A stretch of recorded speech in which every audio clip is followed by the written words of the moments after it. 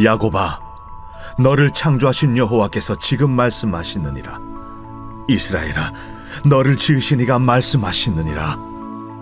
너는 두려워하지 말라. 내가 너를 구속하였고 내가 너를 지명하여 불렀나니 너는 내 것이라. 네가 물 가운데로 지날 때에 내가 너와 함께 할 것이라.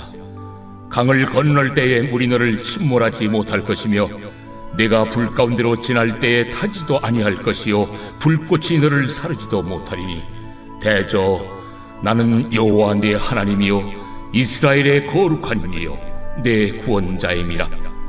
내가 애굽을 너의 속량물로 부스와 스바를 너를 대신하여 주었노라.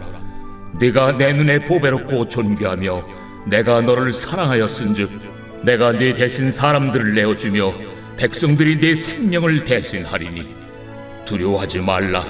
내가 너와 함께하여 네 자손을 동쪽에서부터 오게 하며 서쪽에서부터 너를 모을 것이며 내가 북쪽에게 이르기를 내놓으라. 남쪽에게 이르기를 가두어 두지 말라. 내 아들들을 먼 곳에서 이끌며 내 딸들을 땅 끝에서 오게 하며 내 이름으로 불려지는 모든 자 곧 내가 내 영광을 위하여 창조한 자를 오게 하라. 그를 내가 지었고 그를 내가 만들었느니라. 할렐루야. 오늘 또 풍성하신 하나님의 은총이 함께하기를 주의 이름으로 축복을 드립니다. 우리 옆 사람, 앞뒤 사람 우리 돌아보면서 서로 반갑게 인사 나눕니다. 잘 오셨습니다. 사랑합니다. 반갑습니다.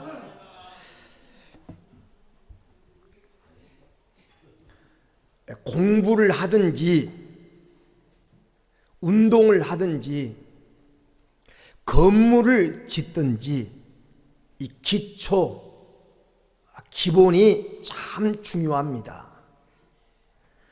기초가 잘못되고 기본이 잘못되어 있으면 처음에는 별 차이가 없는 것 같은데 시간이 지날수록 큰 차이가 나타납니다. 신앙생활도 이 기초, 이 기본, 이 베이직이 잘 바로 되어 있어야 됩니다. 그래야 오래 믿을수록 신앙의 연륜이 깊어갈수록 확신이 생기고 온화해지고 주님을 점점 닮아가는 성숙한 그리스도인이 됩니다. 그런데 이 기본이 잘못되어 있으면 오래 믿은 사람일수록 갈등이 많고 괴로움이 많고 낙심도 잘하고 절망하고 엎어졌다 넘어졌다도 잘하고 시험도 잘 들게 됩니다. 사랑하는 여러분, 교회나 성도는 하나님 나라 모델 하우스입니다. 하나님 나라의 전시장이에요. 세상 사람들은 하나님 나라를 모릅니다. 하나님을 모릅니다. 어떻게 그 하나님 나라를 알 수 있고 하나님을 알 수 있습니까? 우리 교회를 통해서 성도들의 생활 모습을 통해서 그들은 하나님 나라를 짐작하게 되는 하나님 나라의 전진 기지가 바로 교회요 성도들입니다. 그런데 본질에서 너무나 많이 벗어나 성경에서 너무 멀리 떨어져 가고 있습니다. 교회가 머리카락을 잘린 삼손처럼 오늘날 한국교회가 너무 무기력하고 세상 사람들의 지탄이 되어가고 있습니다. 교회 안에 예수님이 안 계십니다. 실제로 하나님이 안 계셔요. 유대가 바벨론에 멸망하기 직전에 하나님은 에스겔 선지자에게 에스겔서 8장 6절에 이렇게 말씀하십니다. 그가 또 내게 이르시되 인자야, 이스라엘 족속이 행하는 일을 보느냐? 그들이 여기에서 크게 가증한 일을 행하여 나로 네 성소를 멀리 떠나게 하였느니라. 한번 성경을 좀 띄워봐. 에스겔서 8장 6절, 겔 8장 6절. 하나님 하신 말씀이 나로 내 성소를 떠나겠다, 나로 내 성소를, 성도를 떠나겠다. 하나님이 그렇게 에스겔에게 말씀하셨어요. 에스겔서 8장 16절에는 그가 또 나를 데리고 여호와의 성전 뜰 안에 들어가시니라.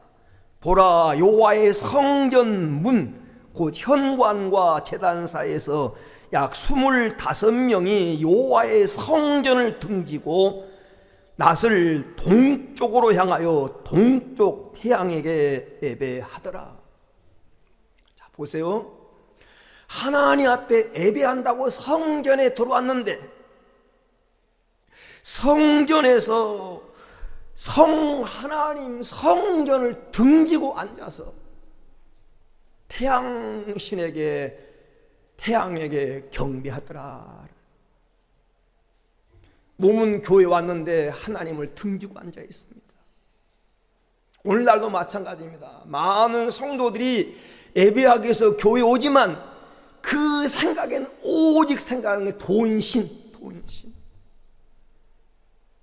명예신, 세상의 권력과 어떻게 하면 출세할까 그것만을 생각하고 하나님과 상관없이 앉았다 간다고 하면 이스라엘이 바벨론에 멸망하기 직전에 하나님의 에스겔 선지자에게 보여준 모습과 무엇이 다르냐는 겁니다. 교회에서 하나님 말씀이 들려야 되고 교회에서 복음이 전해져야 되는데 엉뚱한 얘기를 하고 있다면 그게 하나님 기뻐하시겠는가?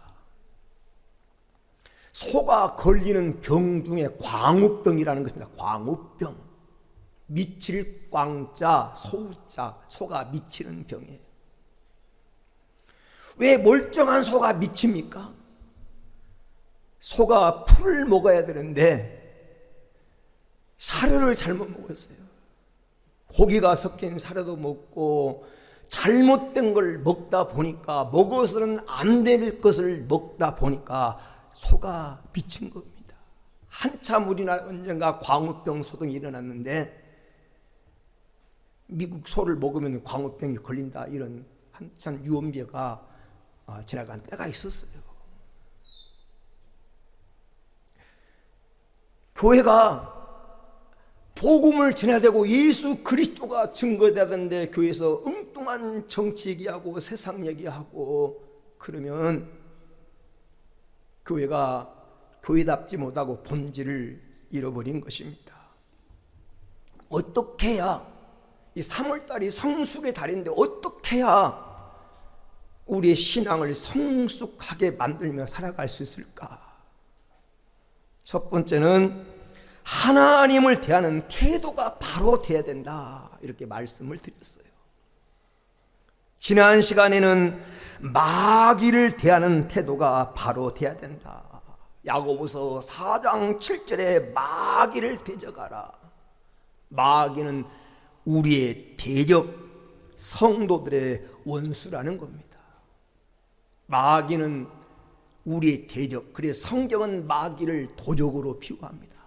뺏어가고 죽이고 멸망시키러 온 것이 도적인 것처럼, 도적은 우리에게서 하나님 말씀을 뺏어가서 믿어서 구원치 못하도록 수없이 하나님 말씀을 듣는데 믿어 구원치 못하도록 말씀을 뺏어가고, 에덴 동산에 찾아와서 아담 하와를 유혹해서 하나님 주신 그 아름다운 동산, 에덴 동산을 뺏어가서 그 행복의 동산을 두려움과 염려와 걱정에 사로잡히게 만들고, 하나님 주신 영원한 생명을 뺏어가서 죽게 만든 존재가 마귀인 것처럼, 마귀는 우리에게 낙원도 뺏어가고 영생도 뺏어가고, 그리고 하나님 나라의 상급도 뺏어가는, 면류관도 뺏어가는 존재가 마귀라는 것입니다. 그래서 우리는 마귀를 대적해야 됩니다. 마귀를 대적해라. 그래서 마귀를 대적하기 위해서는 마귀의 특성을 알아야 된다라고 말했어요. 마귀의 전략. 마귀는 언제나 가까운 사람을 이용해서 우리를 넘어뜨리고, 마귀는 내가 좋아하는 것에 함정을 파고 나를 넘어뜨리고, 그리고 마귀는 우리의 마음을 공략한다. 마귀에게 마음을 공략당하면 우리 인생을 마귀에게 공략당하는 것이다. 그래서 우리는 마귀를 이기는 전략을 바로 깨달아 마귀를 대하는 태도를 바로 하자라고 지난 시간 말씀드렸는데 다 잊어버렸죠? 오늘은 세 번째 시간으로서 우리가 올바른 신앙생활하는 방법이 뭐냐? 자신을 대하는 태도가 바로 돼야 됩니다. 자신을 대하는 태도. 성도들이 행복한 그리고 올바른 신앙생활을 하기 위해서 내가 누구인지를 바로 아는 것이 중요하다. 그리스도 예수 안에서 나의 정체성, 예수 안에서 구원받은 내가 누구냐, 이 사실을 바로 아는 것이 중요합니다. 나를 잘못 알면 잘못된 인생을 살게 됩니다. 내가 누군가를 바로 알 때 여기에서 자부심이 생기고 승리하는 삶을 살아갈 수가 있습니다. 그러면 여러분, 그리스도 예수를 통해서 구원받은 성도들이 누구인가? 하나님이 보는 나는 누구인가? 이 사실을 바로 알고 살아야 되는데, 하나님이 보는 나는 누군가? 여러분 누굽니까? 첫째로 나는 하나님의 사랑받는 존재이다. 나는 하나님의 사랑받는 존재. 여러분, 하나님이 우리를 사랑하시는데 대충 사랑하는 것이 아닙니다. 죽기까지 사랑하신 것, 생명을 내주기까지, 하나밖에 없는 애 아들을 희생시키기까지, 하늘 보좌를 버리시기까지 우리를 사랑하시면서 온 천하를 주고도 내가 너희와 바꾸지 않겠다, 이렇게 말씀하셨습니다. 오늘 우리가 읽은 이사야 43장 3절에 내가 너를 보배롭고 존귀하게 여기고 너를 사랑하였은즉 내가 사람들을 주어 너를 바꾸며 백성들로 내 생명을 대신하리니. 하나님 눈에 성도가 누구냐? 보배롭고 존귀하고 하나님이 사랑하는데 얼마만큼? 다른 사람을 내줘서 너를 바꿀 만큼, 네가 죽어야 할 자리에 다른 사람을 보내서 그를 죽게 만들고 그를 통해서 내 생명을 살릴 만큼 하나님은 우리를 사랑하신다는 것입니다. 우리는 이 사랑을 받는 존재예요. 그래서 바울은 수요일도 그런 말씀을 나눴습니다만 에베소서 3장 18절 19절 말씀에 능히 모든 성도와 함께 지식에 넘치는 그리스도의 사랑을 알고 그 너비와 길이와 높이와 길이에 어떠함을 깨달아 하나님의 모든 충만하신 것으로 충만하게 하시기를 원하노라. 여기 모든 지식에 넘치는 그리스도의 사랑, 지식에 넘치는 그리스도의 사랑, 이 말은 세상 지식을, 세상 내가 알고 있는 모든 걸 초월한 사랑이라는, 그 사랑의 넓이와 깊이와 높이와 길이를 너희가 알아. 그 충만한 하나님의 사랑 안에 거하기를 구하는 것이 에베소 교회를 향한 바울의 기도입니다.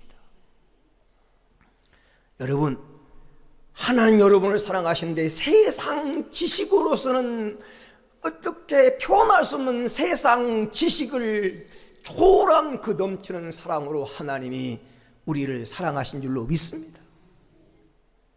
스바냐서 3장 17절 말씀에 너의 하나님 여호와가 너희 가운데 계시니 그는 구원을 베푸실 전능자이시라. 그가 너로 말미암아 기쁨을 이기지 못하여 하시며 너를 잠잠히 사랑하시며 너로 말미암아 즐거이 부르며 기뻐하시리라. 성도가 누굽니까? 하나님의 기쁨이 된 존재. 하나님 우리를 바라보면서 기뻐하시고 좋아하시고 즐거워하시고 행복해 하시면서 우리를 사랑하신다라고 그렇게 말씀합니다. 우리가 누구라고요?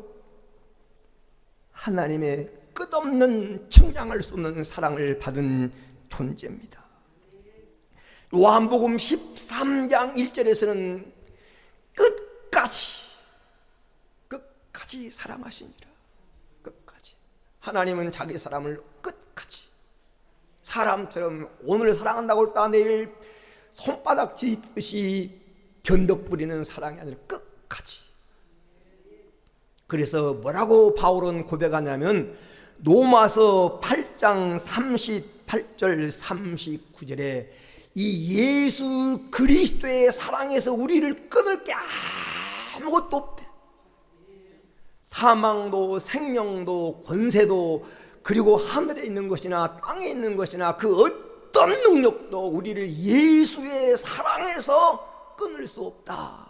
39절 말씀까지 쭉 내려봐요. 39절까지 보면 그렇게 말씀하고 있어요. 이 사랑의 수를 끊을 수 없대. 어떠한 조건이 있어서가 아닙니다. 내가 하나님의 사랑받을 만한 이쁜 구석이 있어서가 아니라 하나님의 무조건적인 사랑의 결과입니다. 여러분, 사람의 눈과 하나님의 눈은 다릅니다. 사람은 부정적으로 보지만 하나님은 나를 긍정적으로 바라보십니다.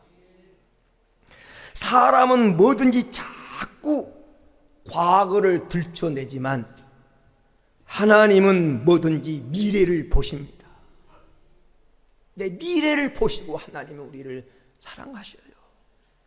사람은 무엇이든지 끊어서 보고, 끊어서 판단하고, 끊어서 그 사람을 평가해요. 그 단면만 보고, 잘못한 그 모습만 보고, 넌 안 됐다, 못된 사람이다, 이렇게 단정하지만 하나님은 무엇이든지 이어서 보고 전체로 보고 통으로 우리를 보셔요. 구원받을 그 나라의 영광을 누릴 모습까지 보시면서 하나님은 우리를 사랑하십니다. 그래서 사람의 보는 눈과 하나님 보는 눈은 달라요. 여러분, 사람은 실수를 미움과 경멸의 눈으로 보지만 하나님은 우리가 실수할 때 사랑과 긍휼로 바라보십니다. 긍휼로, 안타까움으로 바라보시는 거예요. 그러므로 사람의 눈에 비친 나의 모습은 형편없을지라도 하나님 눈에 비치는 나는 사랑스러운 존재고 귀한 존재인 줄로 믿습니다. 귀한 존재. 이게 우리의 모습이에요. 야고보서 4장 5절에 보면 하나님이 우리 속에 거하게 하신 성령이 시기하기까지 사모한다. 시기하기까지.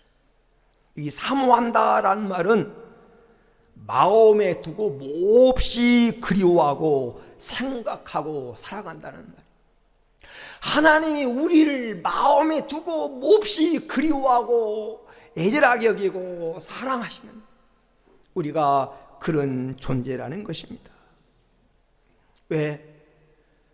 내가 피 흘려 난 자식이요, 내 사랑하는 자식이기 때문에 하나님 우리를 그렇게 사랑하시는 거예요. 예수의 피를 흘려서 값주고 우리를 구원하셨고 사셨기 때문에 우리를 그렇게 사랑하시는 거예요. 이 사실을 알고 사랑하는 성도가 되기를 축원합니다. 막 살아도 될 인생이 아니라니까요. 하나님이 여러분을 얼마나 아끼시는데 나는 아무것도 아니야 절망할 필요가 없습니다. 여러분은 세상에 존귀한 사람이에요. 하나님이 존귀하다면 존귀한 겁니다. 여러분이 뭔데 하나님의 평가를 무시해요? 나의 인생 전체를 아신 하나님이 여러분을 존귀하고 보배처럼 여긴다고 하는데, 여러분을 보배라고 말씀하시는데 왜 여러분이 여러분의 가치를 깎아내리고 나는 쓸데없어, 나는 실패했어, 아무것도 못해, 이 몸으로 몰래 하면서 낙심하십니까? 아니에요. 하나님이 사랑하는 존재입니다. 이 사실을 알고 신앙 생활을 해야 돼요. 두 번째, 나는 누군가? 나는 하나님의 작품입니다. 하나님의 작품. 신묘막측한 하나님의 걸작품. 시편 139편 14절에 내가 주께 감사함은 나를 지으심이 심히 기묘하심이라. 이 기묘라고 하는 말이 신묘막측. 옛날에 개역 성경에는 신묘막측이라고 되어 있어요. 주께서 하시는 일이 너무 기해서 주님께서 나를 지심이 너무 귀함을 내 영혼이 잘 압니다. 다윗의 고백이에요. 다윗은 하나님이 지으신 바가 된 자신의 존재에서 명확한 이해가 있었는데 신묘막측, 너무 기해서 사람의 말로 표현할 수 없는 그냥 신묘막측이라고, 신비라고밖에, 기묘하다고밖에 표현할 수 없는 그런 존재라는 것입니다. 여러분, 이거 아십니까? 하나님이 나와 여러분은 직접 손으로 만드신 하나님의 솜씨라는 것을, 하나님의 솜씨예요. 이사야 64장 8절에 여호와여 주는 우리 아버지십니다. 나는 진흙이요 주는 토기장이시니 우리는 다 주의 손으로 지으신 것이라. 하나님이 직접 만드신 하나님의 걸작품입니다. 하나님은 실수가 없으셔요. 신명기 32장 4절에 이런 말이 나옵니다. 그는 반석이시니 그 공격이 완전하고 그 모든 길이 공평하며 진실무망하신 하나님이시니 공의로우시고 정직하시도다. 이 말을 좀 우리가 이해가 부족한데, 이 말을 새 번역 성경을 읽어보면 새 번역에는 이렇게 되어 있습니다. 그는 반석이시니 그 하시는 일이 완전하여 실수가 없으시고 공평하여, 하나님이 하시는 일은 완전하여 실수가 없으시다. 하나님 실수가 없으셔요. 여러분 출생에도 실수가 없으십니다. 우연히 이 세상에 온 사람은 아무도 없어요. 실수로 태어난 사람은 아무도 없습니다. 혹시 육신의 부모는 계획하지 않았을지라도 우리는 하나님의 계획 가운데 이 세상에 왔습니다. 하나님 계획 가운데 온 거예요.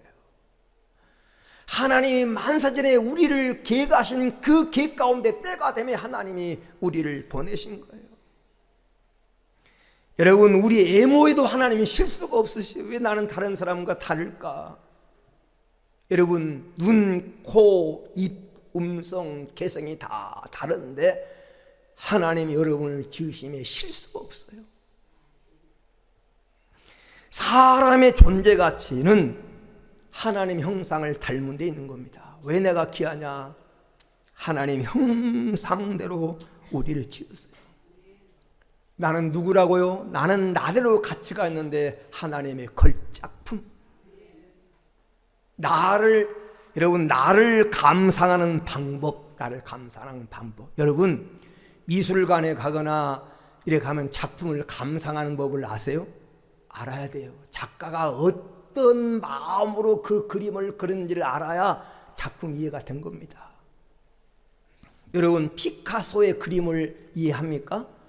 한 점에 수백만 원씩 하고 수천만 원씩 하는 그 그림, 내가 보기에는 얘들 장난 같은데 여러분 그 이해해요?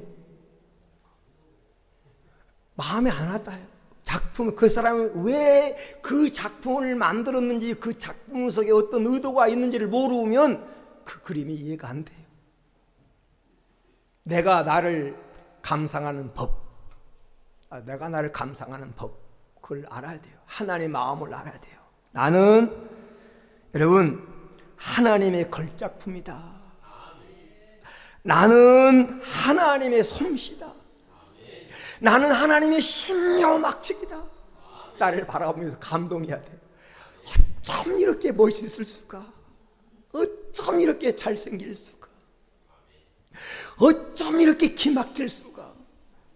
다른 사람의 평가에, 사람의 평가에 여러분 너무 연연하지 말아요. 사람은 한 면만 봐요, 한 면만. 이도 보고 아래도 보고 옆에도 보고 입체적으로 봐야 되는데 한 면만 보니까 사람의 평가는 달라요. 왜곡되어 있어요. 하나님이 여러분을 바라보면서 신묘막측이래. 신묘막측. 여러분, 우리는 신묘막측한 하나님의 작품인 줄로 믿습니다.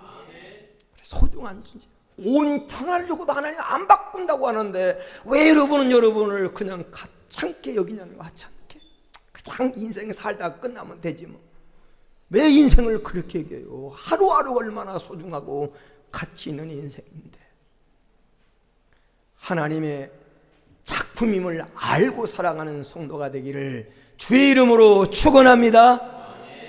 끝으로 나는 하나님의 것이다. 하나님의 소유다. 나는 하나님의 것이다. 여러분, 어떤 것에 값을 정하는 기준이 있습니다. 어떤 값을 정하는 기준. 이걸 뭘로 만들었느냐? 재료가 뭐냐?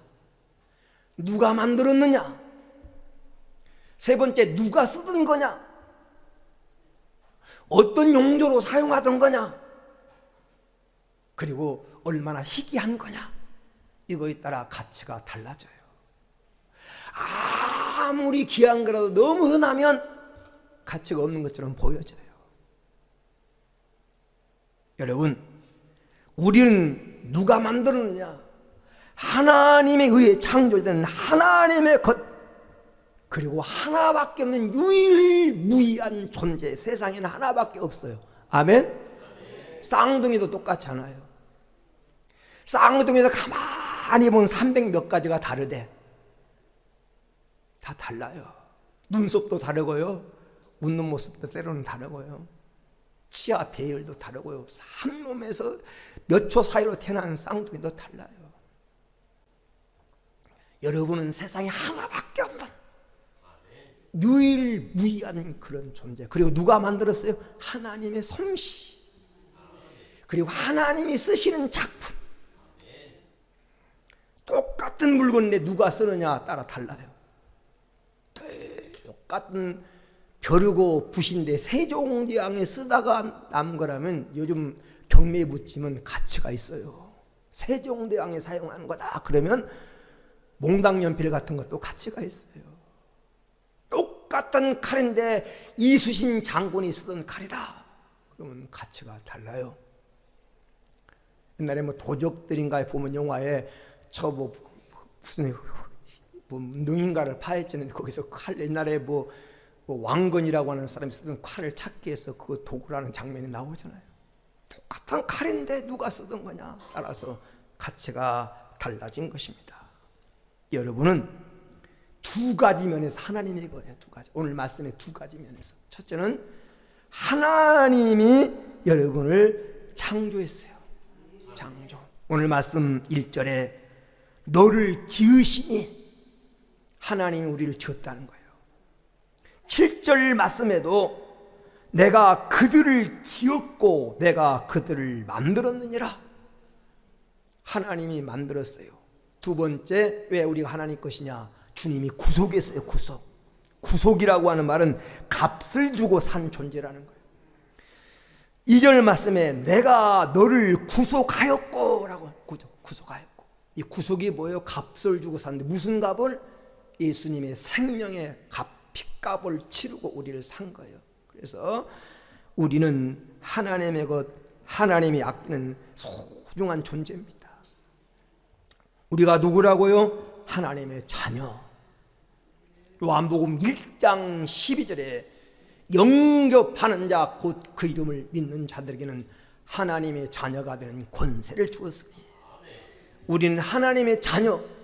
자녀라는 말씀 속에는 상속자라는 거예요. 하나님 나라를 상속할 상속자고, 하나님의 보호를 받는 사람이고, 하나님의 관심의 대상이라는 거예요. 우리가 하나님의 자녀라고 하는 말은, 우리가 믿기 전에는 마귀의 자녀였어요. 마귀의 자녀. 요한복음 8장 44절에 너희 아비 마귀에게서 났나니. 그런데 우리가 예수를 영접하는 순간 하나님의 자녀가 된 줄로 믿습니다. 믿는 순간 자녀, 마귀의 자녀에서 하나님 자녀로. 한번 내가 할 때 따라해보. 내가 하나님 그러면 아버지 그렇게 불러보세요. 하나님, 하나님 우리 아버지십니다. 어떤 사람은 아저씨라고 부르는 사람, 하나님 우리 아저씨가 아니고 아버지입니다. 어떤 며느리가 교회 나오면서 시아버지 교회를 전도에 데리고 나면서 가르쳤어요. 하나님 우리 아버지예요. 교회 가면 하나님, 목사님이 하나님 누구냐고 물으면 우리 내 아버지예요 이렇게 하라니까 목사님 물어봤어요. 하나님이 누구예요? 그러니까 우리 며느리의 아버지 시아버지, 며느리의 시아버지. 며느리의 아버지가 아니고 자식의 아버지가 아니고 나의 하나님이신 줄로 믿습니다. 하나님 나의 하나님 아버지, 하나님 나의 아버지십니다. 우리는 하나님의 자녀. 이래봬도 나는 하나님의 자녀야. 여러분, 하나님의 자녀가 가난하다, 못났다, 못 배웠다 그러지 마세요.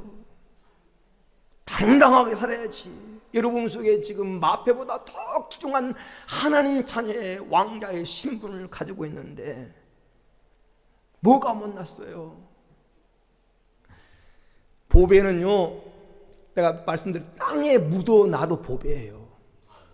보배는 때가 묻어도 보배예요. 화장실에서 볼일보다 금반지를 화장실에 빠뜨렸어요. 안 건지겠어요? 똥 묻었다고 건져내고 씻으면 되니까. 그렇다고 가치가 달라진 게 아니에요. 오물이 묻어도. 돈은 찢어져도 가치가 달라지지 않아요. 돈은 녹슬어도 가치가 달라지지 않아요. 돈은 말씀드렸죠. 불에 타도요 가치가 안 달라요. 불에 타도 그 형체 그대로 가지고 가면 한국은행 본점에만 돈으로 바꿔줘요. 에이 그럴 리가요. 아니 내가 직접 가서 한국은행 가가지고 직접 거기서 은행에서 직원한테 들었어요. 이 목사님 그 교회, 제가 사랑하는 목사님 교회 분이 이제 코엑스 다니는데 코엑스에 그 연못이 큰 연못이 있어가지고 거기다 동전을 막 복분이라고 던져가지고 동전 몇 자를 벗는데 막 애국돈 막 셀 수 없는 돈이 많은데 이걸 교회에다 가져왔어요. 목사님 성교에 쓰시라고. 그래서 목사님이 저한테 같이 한국은행 가재요. 한국 돈만 다 골라가지고 갔는데 몇 자루야. 이런 데 가면 바꿔주지도 않아. 너무 막 녹슬고 오랫동안 물속에 담겨 있어가지고 애국돈은 다 골라가지고 따로 갖다 놓고 얼마 이만큼 가져가지고 우리 부목사한테 선교단체 갖다 주라고 했는데 갖다 주기로 했어요. 근데 그 가지고 왔는데 그래요. 그분이 목사님 돈은요 이거 그냥 녹슬어도 가치가 안 달라져요.